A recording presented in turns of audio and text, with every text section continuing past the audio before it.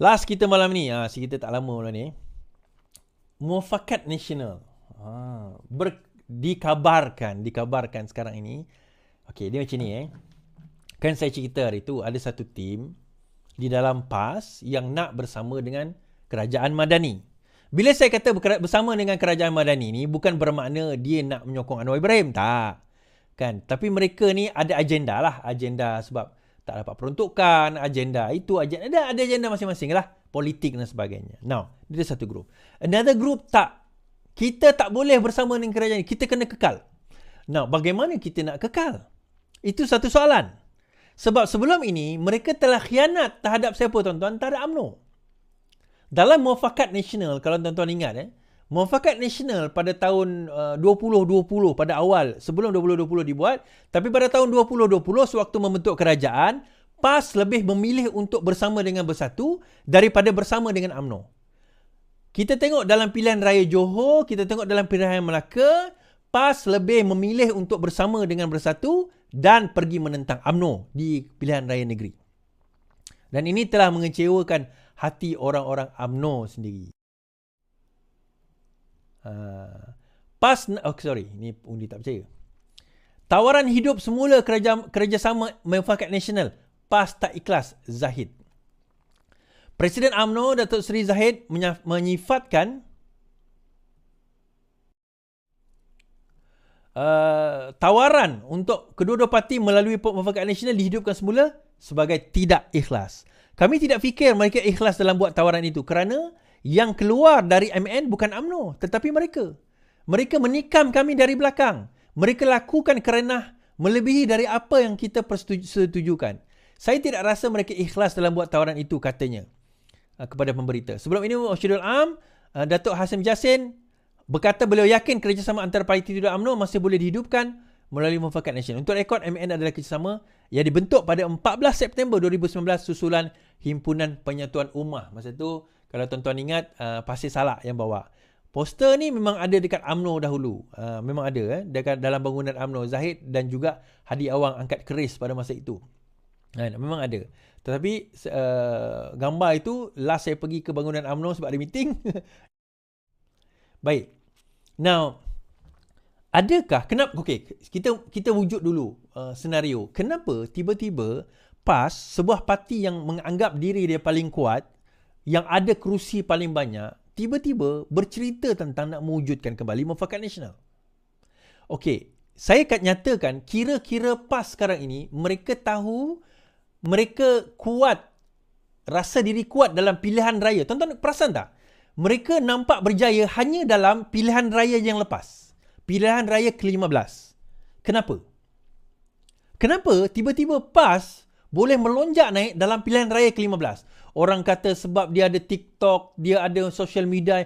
Okeylah, betul lah tu. Tapi kenapa mereka ada social media yang hebat dan baik dan besar sebagainya? Kenapa sebelum itu tak ada? Dia bukan soalan itu, tuan-tuan. Sebenarnya dia adalah duit, dana. Yang itu yang PAS ada, yang mereka tak ada sebelum itu. Kalau kita tengok jentera, dia ada. Orang sama je, orang yang sama. Pemimpin, orang yang sama. So, mereka mempunyai machinery, mereka mempunyai kepimpinan yang sama. Apa yang berbeza dalam equation ini? Duit. Duit yang berbeza. So, duit bagaimana is? Baik, saya imbau kembali. Bawa sebelum itu. Tuan-tuan, kenapa Hadi pada tahun 2015, 2014 beria nak mewujudkan UG, Unified Government dengan UMNO? Kerana UMNO pada waktu itu adalah kerajaan dan Hadi perlukan duit untuk nak menang pilihan raya. Apa yang saya katakan ini benar apabila pada tahun 2016 Rafizi kata kalau bertembung 3 penjuru, PH boleh menang. Apa yang berlaku adalah UMNO tak percaya pada perkara itu, PAS pun tak percaya. Mereka bergabung tetapi mereka bertembung. Kenapa saya kata mereka PAS masa itu dapat dana daripada UMNO selain daripada 90 juta yang disebut oleh lebih 90 juta disebut oleh Claire Brown dan diakui sendiri oleh Nick Abduh dalam video saya Ana Tahu itu. Antara perkara yang menyebabkan kita tahu bahawa PAS at least kalau tak dapat dana direct daripada UMNO, dapat dana direct daripada penyokong UMNO kerana mereka bertanding lebih 100 kerusi. sewaktu PRU ke-14. Kalah menang tu cerita lain. Nak bertanding ni tuan-tuan bukan murah. Tetapi PAS tiba-tiba ada dana, ada duit. Okey, dah dapat yang itu. Okeylah, dah dapat yang itu. Tuan-tuan tak tengok lagi dia punya kaya dia macam mana, tak apa. Masuk PRU 15, sudah. Pakatan Harapan menang. PRU 14, Pakatan Harapan menang. Bentuk kerajaan. Habis dia kata. UMNO tak boleh pakai. UMNO banyak kena tangkap dan sebagainya. Hampir UMNO lumpuh. Dan UMNO telah dikalahkan oleh pada masa itu Pakatan Harapan. Tiba-tiba Bersatu nampak peluang untuk nak lompat dan bentuk kerajaan. Bersatu ni tuan-tuan, kalau boleh dia tak nak bersama dengan UMNO pada masa 2020 tu. Tetapi dia tak ada pilihan. Dia berjumpa dengan PAS. Yang meyakinkan Bersatu untuk bersama dengan UMNO ialah Azmin Ali. Dan juga pada masa itu Hamzah lah. Tetapi Azmin dia punya core dia, Azmin Ali ni. So mereka bersama. Kan? Dan mereka bergabung. Nak tak nak, terimalah, telanlah. Tak apa, demi kita nak buat kerajaan dahulu. Tetapi tuan-tuan perasan tak apa yang Muhyiddin Yassin buat sewaktu jadi Perdana Menteri? Dia sidelinekan UMNO, geng Zahid. Alasan dia, ini kluster mahkamah. So mereka tak nak kluster mahkamah. So dia bagi jawatan kepada, sebenarnya bukan kluster mahkamah tuan-tuan. Itu tim yang lawan Zahid. Ada hamba kita dapat masa itu Azlina Osman pada masa itulah. Lepas tu dia setia pada Zahid balik. Azlina Osman, Khairi Jamaluddin, kalau kita tengok Anwar Musa, Hishamuddin Tun Hussein On, ini semua golongan yang kita tahu anti kepada Zahid dan akan melawan dia di dalam pemilihan parti akan datang. So what happened is, akhirnya dalam pilihan raya seterusnya, dalam pilihan raya negeri Johor dan Melaka, kita nampak rival itu berlaku. Kita tahu kerajaan tumbang, saya predik kerajaan tumbang, akhirnya kerajaan tumbang, pertembungan itu berlaku. UMNO menang di negeri tersebut sebenarnya kalau ikutkan. Yang kalah adalah PAS dan juga Bersatu.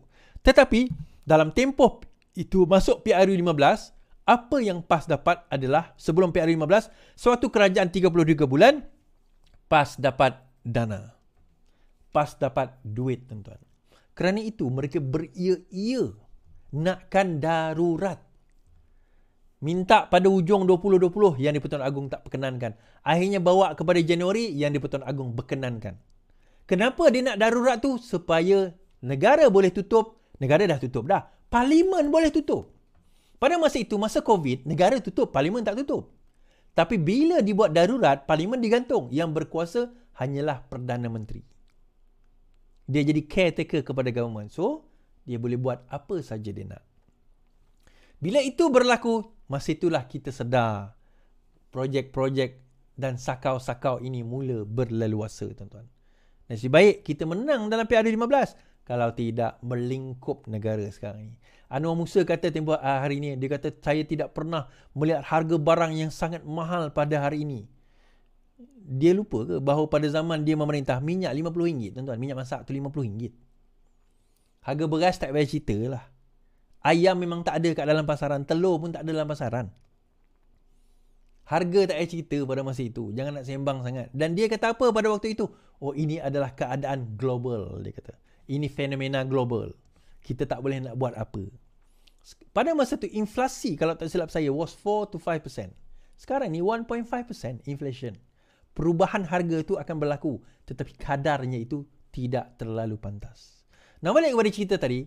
Akhirnya mufakat nasional itu berasa telah terpecah dan UMNO merasakan bahawa yang khianat di dalam perjuangan mufakat nasional itu bukan UMNO.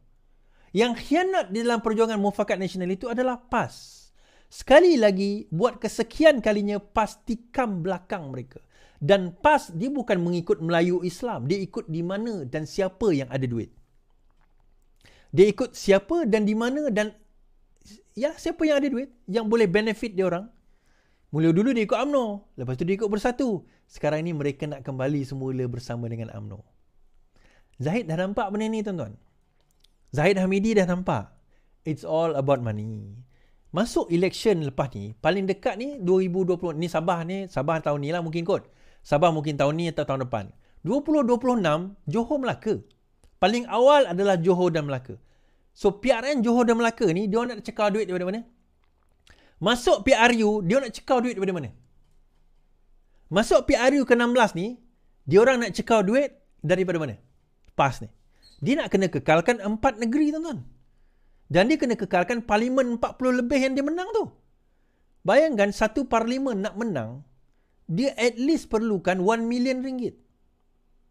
At least 1 million ringgit. Itu nak menang di parlimen. Social media. Social media saya ingat lagi masa PRU ke-15, saya tak sempat update social media sebab saya pengarah pilihan raya. TikTok saya live sekali-sekala, tapi saya tak sempat. Tapi bila saya scroll semua PN dan semua berbayar. Dan dikatakan dia spend ratusan juta hanya untuk social media. Ratusan juta, tuan-tuan. Lillahi ta'ala saya kata, saya 1 sen pun tak dapat. 1 sen pun tak dapat. Ni semua usaha sendiri. Sampai sekarang ni. 1 sen pun tak dapat, tuan-tuan. Bukan nak minta. Tapi nak bagi tahu, even dah jadi kerajaan pun tak dapat apa. And that's okay, tak apa.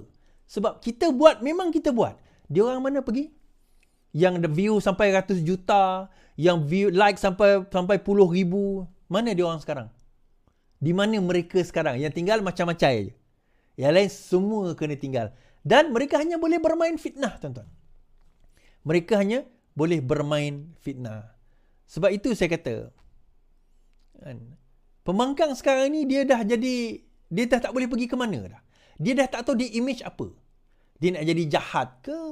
Dia nak jadi pengkritik ke? Dia nak jadi pemfitnah? Dia tak tahu. Dia tak tahu. Sebab itu, Taqiyuddin kata, pembangkang bukan bad boy, kakal pejuang isu rakyat. Sebab ada teguran daripada Perdana Menteri, Parlimen bukan lagi zoo. Ia akan lebih mulia selepas ini. Keadaan Dewan Rakyat seperti zoo itu bergantung kepada interpretasi masing-masing kerana pembangkang perlu membangkitkan pandangan dan cadangan terhadap isu kerajaan. Ketua WIP Pembangkang, Taqiyuddin berkata, tiada pembangkang hanya berdiam diri dalam Dewan Rakyat. Pembangkang memang kena bangkit isu rakyat yang berkaitan kos sara hidup. Masalah ekonomi yang semakin teruk, masalah mata wang dan semua perkara berkaitan, katanya.